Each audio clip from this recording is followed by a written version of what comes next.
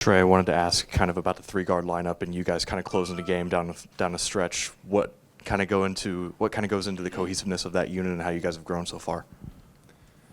Yeah, I think it was a good job down the stretch of finding ways to get stops, but it's got to be the whole game. No matter what lineup it is, we got to do a better job on the defensive end and know our coverages and know what we need to do on the backside. So I think just whatever lineup it is, finding ways to be better and get better. Because obviously they made a lot of threes, and we got to be able to limit that more. So, Mike and Todd. Yeah, Trey, when you see a freshman like Gabe kind of in those crunch time and getting those minutes, season opener as a true freshman, what kind of goes through your head? What impresses you the most since you've obviously been here a long time?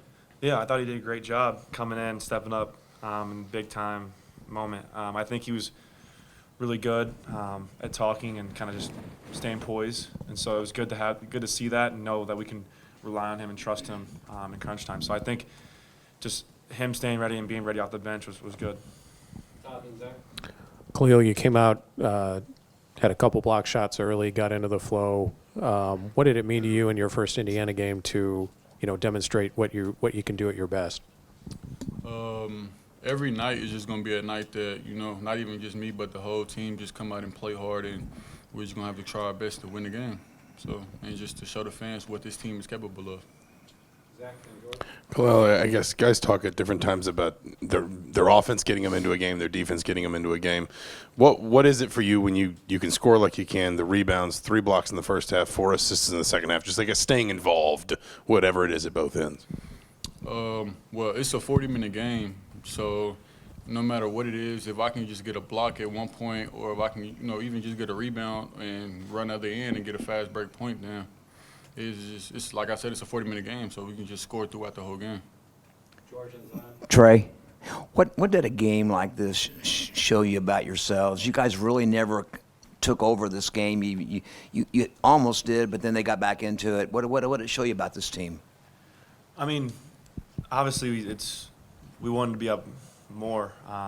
Because we're capable of that. But I liked our fight when we got down 6 late in the second half. Because you could easily break right there and kind of just fall apart. But I think we made that run and got back in it with our intensity and our defensive energy and our stance. So I think just knowing that we got guys willing to fight when things aren't going well, I like to see that. But, obviously we got to be better and to not put ourselves in that position. But to be able to climb out of that and come out with a win was huge for us. Zion and Mike. Kel'el, with you being by the rim, I wanted to kind of ask you kind of get the best view of it. What are you seeing that is causing you guys to break down a little bit off the ball in your rotations? I feel like it's just miscommunication. And once we get the communication down, I feel like we'll be well even just when, off the ball and get back to our mans. Mike and Trevor. Trey, how important is it for you and X and Malik, the guys that have been with this program for a while now, to step up in moments like you did in the second half? It's huge. Like you said, we have the time and time spent here at the longest, and we know what it takes to win at the highest level. So I think just pulling guys along and knowing that it's not going to be easy like it was tonight, that's the biggest thing for us, is to kind of really just focus on the task at hand, one possession at a time, and trying to fight for the win.